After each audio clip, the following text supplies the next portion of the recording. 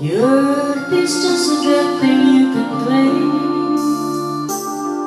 but I know every rock and breathing creature has a life, has a spirit, has a name.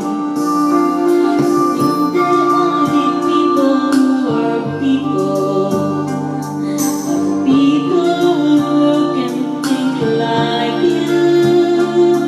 But if you walk the footsteps of a stranger, you learn things you never knew.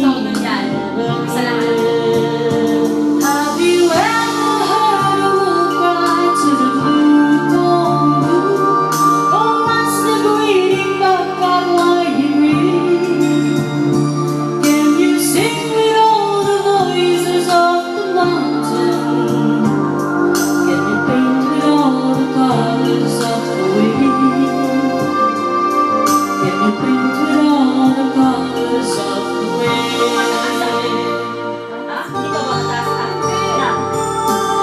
Around the hidden pine trails of the forest, taste the sun's sweet berries of love.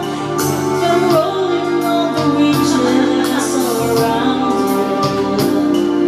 For once, never wonder what they were.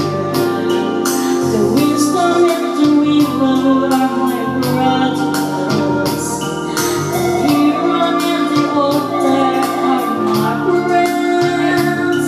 And we are all connected to each other in a circle, in a hole that never ends.